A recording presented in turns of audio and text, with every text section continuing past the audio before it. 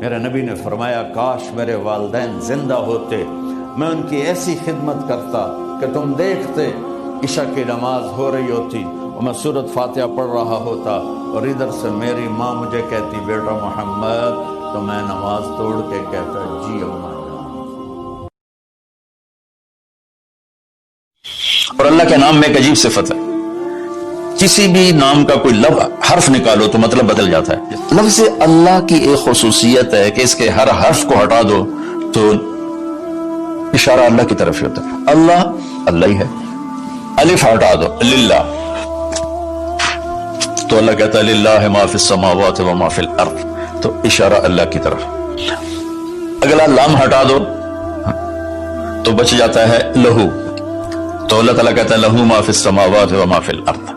اللہ اچھا اللہ، الف ہٹا دو للہ اللہ، للہ ما فی السماوات و ما فی الارض، پھر لام بھی ہٹا دو، الف بھی ہٹا دیا، لام بھی ہٹا دیا تو لہو ما فی السماوات و ما فی الارض، پھر آخری لام کو ہٹا کے پہلے لام کو بچا لیا تو وہو الذی فی السماء الہ و فی الارض الہ، اور پھر سب سے عجیب بات کہ سارے حرف ہٹا کر آخری ہے کی پیش کو باقی رکھو نا، تو وہ ہے اللہ لا الہ الا ہو۔ حضرت علی رضی اللہ تعالیٰ عنہ علیہ السلام کا فرمان ہے کہ اگر میں سورۃ فاتحہ کی تفسیر کروں تو 70 اونٹوں پہ لا دی جائے گی۔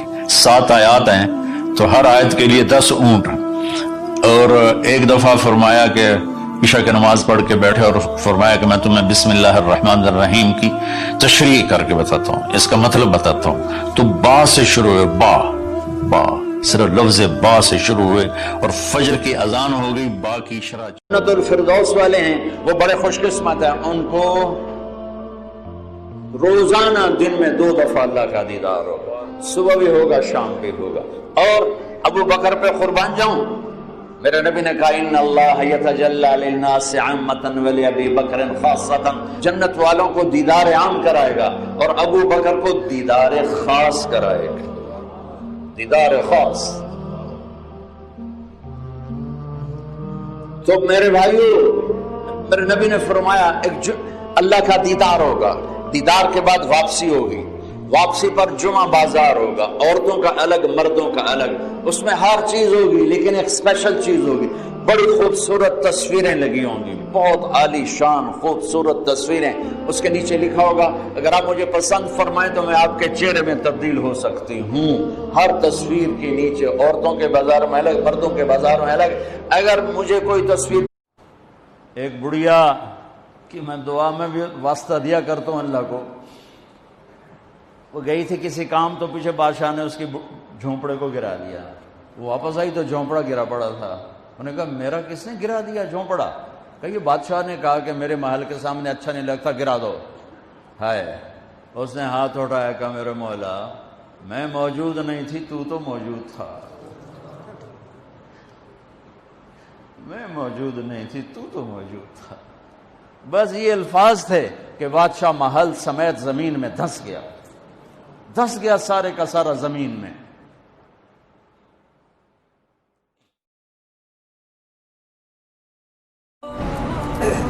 میرے نبی نے فرمایا تزینوا لنسائکم، اپنی بیویوں کے لیے زیب و زینت اختیار کرو، تزینوا لنسائکم، اپنی بیویوں کے لیے زیب و زینت اختیار کرو کہ ان اول فتنۃ فی بنی اسرائیل، بنی اسرائیل میں عورتیں غلط راستوں پہ اس وقت چلی جب ان کے خامدوں نے اپنے آپ کو سنوارنا چھوڑ دیا تو وہ غیر مردوں کی طرف مائل ہو گئے۔ اور ایسے ہی عورتوں کے لیے کہا اشارتاً، آپ نے فرمایا کہ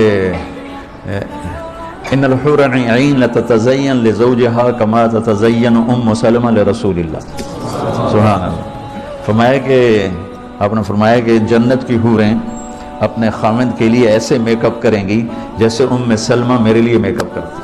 سبحان اللہ، میرے نبی دین سکھا رہے ہیں، یہ دین بتا رہا ہوں۔ بچیاں بہت قیمتی دولت ہے، میرے نبی کو اللہ نے بچیاں ہی دی، اور کیا میرے نبی نے ان کو محبت سے پالا۔ ایک حدیث یاد آ گئی، میرے نبی نے کہا یہ جو میرے مدینے کے صحابہ ہیں نا، یہ بڑے عالی شان لوگ ہیں۔ کس بات پہ عالی شان ہے؟ تہجد بڑی پڑھ دیں، روزے بڑے رکھ دیں، آپ سب سنیں، سسر بھی بیٹھے ہوں گے، ساسیں بھی بیٹھی ہوں گی، بہویں بھی بیٹھی ہوں گی، میرے نبی نے فرمایا میرے مدینے والے بڑے عالیشان لوگ. کس وجہ سے یا رسول اللہ؟ کہا یہ جب کسی کی بیٹی کو لے آتے ہیں نا بیاہ کے، تو وہ بچی اپنے سسرال میں جا کے ایسے ہوتی ہے کہ اسے پتہ ہی نہیں چلتا میں سسرال میں ہوں یا ماں باپ کے گھر میں ہوں، اتنی محبت. عزیزو، موت پیچھے لگی ہوئی، بڑے جوان کی قید کوئی نہیں ہے. اجل ہی نے چھوڑا نہ کسرا نہ دارا، اسی سے سکندر صفات بہارا.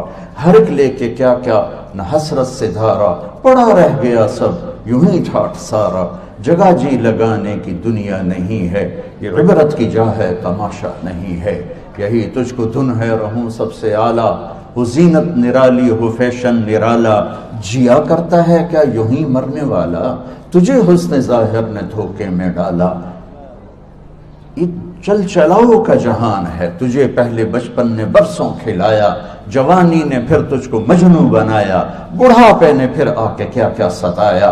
اجل تیرا کر دے گی بالکل صفایا، جگہ جی لگانے کی دنیا نہیں ہے، یہ عبرت کی جا ہے تماشا نہیں ہے. ٹک حرص و ہوس کو چھوڑ میاں، مت دیس بدیس پھرے مارا. قذاق میرے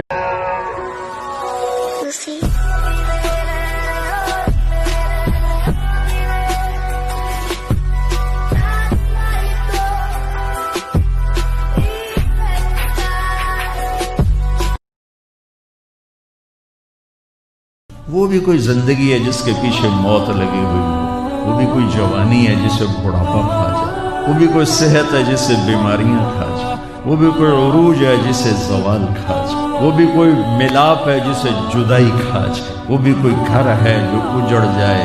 کوئی ایسا گھر بھی ہے جو اجڑے نہیں، جو برباد نہ ہو. کہ وہ ہے کہ کہاں ہے، کہ وہ جنت کو اجڑے کہ نہیں، وہ برباد نہیں ہو، آباد رہے گی موت. وہ بھی کوئی زندگی ہے جس کے پیچھے موت لگی ہوئی ہو، وہ بھی کوئی جوانی ہے جسے بڑھاپا کھا جائے، وہ بھی کوئی صحت ہے جسے بیماریاں کھا جائے، وہ بھی کوئی عروج ہے جسے زوال کھا جائے، وہ بھی کوئی ملاپ ہے جسے جدائی کھا جائے، وہ بھی کوئی گھر ہے جو اجڑ جائے. کوئی ایسا گھر بھی ہے جو اجڑے نہیں، جو برباد نہ ہو. کہ وہ ہے کہ کہاں ہے، کہ وہ جنت کو اجڑے کہ نہیں، وہ برباد نہیں ہو، آباد رہے گی موت نہیں. کوئی چور چوری کر جائے آپ تھانے میں رپٹ کرا دیتے ہیں. جن بھائیوں نے بہنوں کا حق کھایا ہو یہ چور نہیں ہے.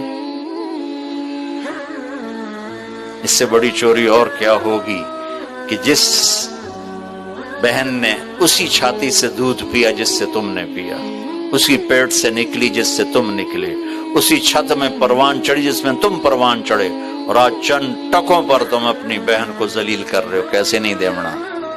لعنت ہے اس لالچ پر کہ میں مسلمان بھائی کو مصیبت میں دیکھوں اور پھر اس کا ساتھی بننے کی بجائے اور اس پر مصیبت ڈالوں.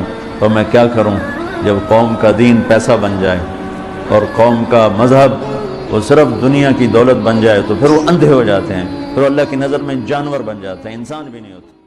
ایک دفعہ ایک آدمی نے میرے پر بڑی چڑھائی کی، تم تبلیغ والے منافق ہو، کہتے کچھ ہو کرتے کچھ ہو، تمہارے قول اور فعل میں بہت فرق بہت.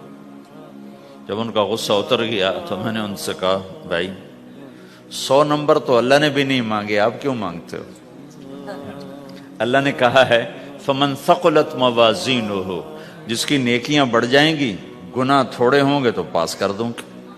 تو 100 نمبر تو اللہ نے بھی نہیں کہا کہ ایک گناہ تیرے کھاتے میں نہیں ہونا چاہیے. 100/100 نمبر لے گا تو جنت دوں گا، نہیں تو ریپٹ مار کے جہنم میں ڈالوں گا. تو 100 نمبر تو اللہ بھی نہیں مانگتا، اسے پتا ہے میرا بندہ کمزور ہے، کبھی گناہ کرے گا کبھی نیکی کرے گا. تو وہ کہتا ہے جس کے پاس 51 نیکیاں ہوئیں اور 50 گناہ ہوئے تولوں گا تو 51 جھک جائیں گے نا، 50 معاف. رمضان کی تیاری توبہ کرنی ہے، ٹھیک ہے نا. رمضان کی تیاری سب کی نفرت سے دلوں کو پاک اور صاف کرنا ہے کہ پتہ نہیں کب کس 100 آدمیوں کے قاتل کو جو اللہ نے معاف کر دیا. سیاہ ستہ کی روایت. تو کون کس وقت توبہ کر لے کچھ پتہ نہیں. اکبر ساری زندگی اس نے دین الہی، مرتد ہو گیا، کافر ہو گیا. دین لا الہ الا اللہ محمد الرسول اللہ اکبر ذل اللہ، یہ کلمہ بن گیا. اور اسے سجدہ ہوتا تھا، اور شراب حلال ہو گئی، گائے حرام ہو گئی، اس طرح کی خرافات میں پھنس گیا۔ اور مجدد الفسانی رحمت اللہ علیہ کی محنت آہستہ آہستہ آہستہ آہستہ آہستہ آہستہ آہستہ اس تک پہنچی۔ ایک سانس نکلنے کی دیر ہے، میرے رب کی قسم کوئی نہیں کہے گا مولانا طارق جمیل ڈیڈ باڈی، بیٹے کہیں گے، بیٹیاں کہیں گی میت اٹھاؤ، ڈیڈ باڈی اٹھاؤ۔ کوئی نہیں کہے گا جنرل صاحب کو اٹھاؤ، حضرت علامہ صاحب کو اٹھاؤ، کوئی نہیں کہے گا صدر صاحب کو اٹھاؤ، ڈیڈ باڈی اٹھاؤ۔ ملک فہد مرحوم فوت ہوئے، میں حرم میں تھا، ان کی غائبانہ نماز جنازہ میں آگے ہو کے بیٹھا کہ میں سنوں آج کیا اعلان ہوتا ہے، چونکہ روزانہ اعلان ہوتا ہے الصلاۃ علی المیت، میت کی نماز جنازہ۔ آج تو ان کا بادشاہ مرا ہے، آج تو پتہ نہیں کتنے ٹائٹل دے کر کہیں گے۔ آواز آئی الصلاۃ علی المیت، میت کی نماز پڑھو۔ او میرے بھائی بہنوں، اپنی رائے کسی پہ مسلط نہ کرو۔ میں سال لگا رہا تھا تو بالکل کوئی تجربہ نہیں تھا، تو سال میں عرب جماعت، اب مصر کے بڑے با اثر لوگ میرے ساتھ، اب وہ وقت اللہ کے فضل سے میری عربی ایسے تھی جیسے تمہارے شیخ رمزی کی، اب تو میں بھول آ گیا ہوں، تو وہ مجھ سے بہت متاثر تھے۔